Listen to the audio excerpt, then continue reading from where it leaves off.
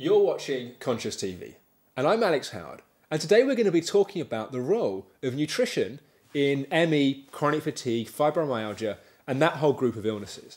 And my guest in the studio today is Niki Gratrix, who's Director of Nutrition at the Optimum Health Clinic in London. Niki's treated over 1,000 people with ME and chronic fatigue, has a huge amount of experience in the area. So we're going to be talking about some of the different factors in ME, some of the different ideas around that, and specifically the role of nutrition in treating ME. But before we come to that, Niki, maybe you could start off by telling us a little bit about yourself and how you got into working in this area. Yeah, sure. I'm a qualified nutritional therapist and licensed to practice nutrition, and that's how I work with the patients that come to the clinic. I didn't actually start out in this career. I sort of had a prior life, and when I was 21, 22, I sort of finished my university degree, which is also nothing to do with health and nutrition, and then went on to train as a chartered accountant. I was in banking and finance for about 7 years, but I discovered during that career that it wasn't rewarding enough. I needed to have something which was much more heart connecting and meaningful. So I sort of cleared all my debt, saved some money, and took a couple of years out to.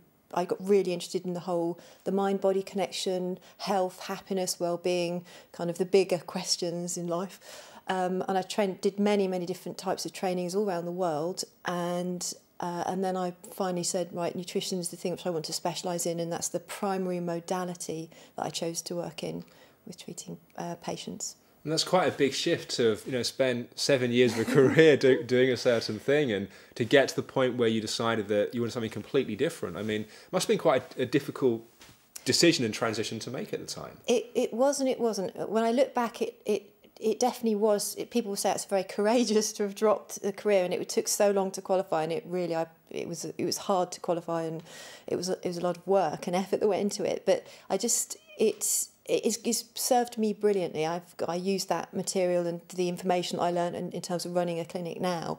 But it just I just got caught up in the whole nutrition health. There's so much in that area for people. I love the area. There was no question I was going to leave. I didn't really know who I was when I was 21, 22, and I was doing a career that sort of maybe my father would have wanted me to do. And then it took me, late by the end of my 20s, I'd found out who I was and what mattered and what I really wanted to commit the rest of my life doing. So it actually wasn't that difficult. And I guess some of the skills and the tools you would have learnt as a chartered accountant in terms of thinking in a certain kind of way, and kind of being very diligent in terms of kind of working things, it would be useful skills in terms of what you're doing now. ME is such a complex illness that actually you do need quite good logical and analytical skills to look at it, because it is a hugely complex illness, multifactorial, which we'll talk in more depth about.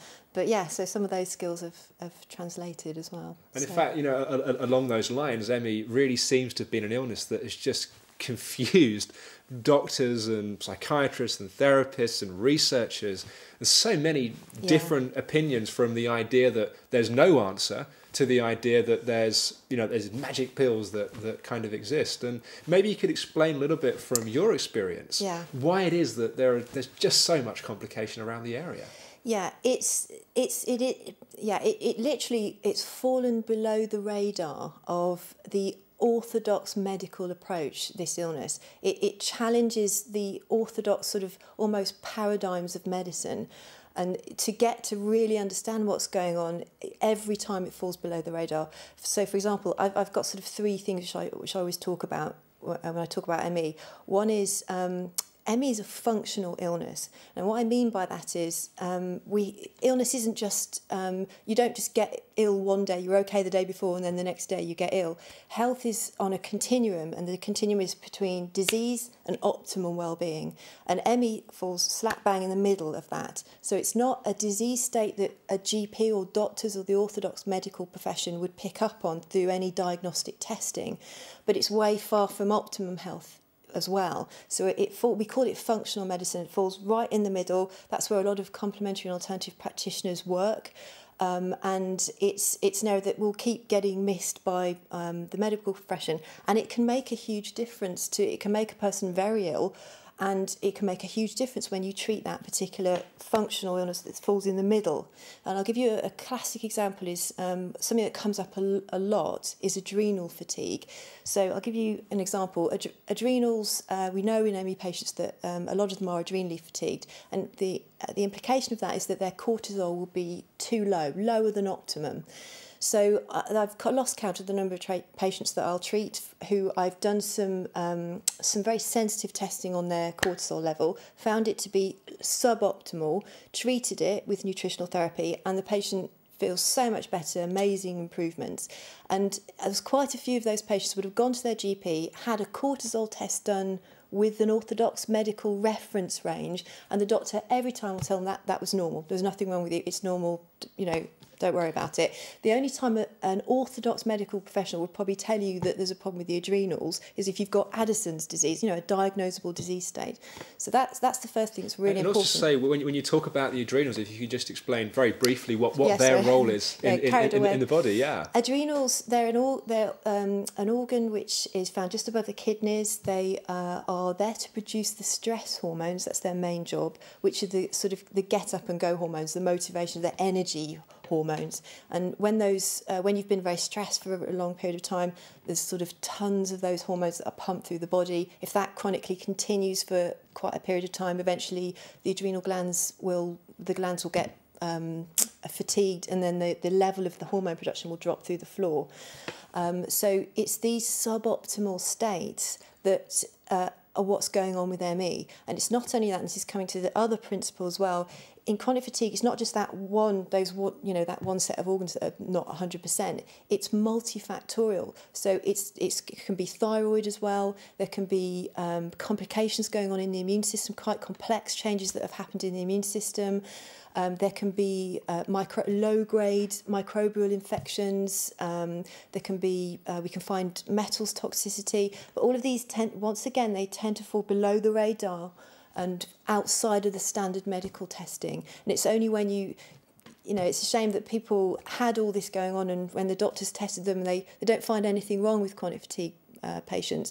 And so they assumed for many years that, okay, well, the patients must be making it up then. It's in their heads because all our medical tests showed that everything's normal. Which, of course, is very distressing to patients. Yes. It's to go in there and someone's fundamentally, seriously physically ill, and they're told there's nothing wrong with them. It's a very difficult experience. It's terrible because rather than saying, maybe we're doing the wrong tests, we should need to change the test we're doing, they were saying, that no, it's nothing wrong with us, it must be the patient's fault and they're making it up, which has been the bad news in the last, original 30, 40 years of the illness. But so you've got a multifactorial approach, you've got suboptimal and multifactorial. Orthodox doesn't really doesn't even take a multifactorial approach either. If you think about the standard medical approach, is very much they look for one-shot cures. They're interested in finding a single thing wrong in the body. Why? Because it's usually treatable with a drug, and that's, the pharmaceuticals are the people mostly funding research, and it's not interesting to them when they can't find a one-shot cure that they could fund, the pill that will cure ME. So we've got multiple organs and imbalances happening. And then there are clinics out there who've got this, who've understood that it's multifactorial, they understand about suboptimal, and there are some great clinics out there. And then there's one last bit that they miss as well, and this is the last point about that I always tend to make as well, is that there are clinics that have got that it might be immunity, that it might be adrenal, that it might be this, it might be mitochondrial involvement as well, and then they forget that there's also the mind and emotions. So that is another system and impact in this whole picture. So and that's how in the clinic we look at suboptimal function, and we look at multifactorial, and we include the mind and emotions. And most medical doctors, even the ones who are saying they work holistically, really what they mean is that they use different modalities on the body, and they're still not really working with the kind of techniques that we would use in the clinic.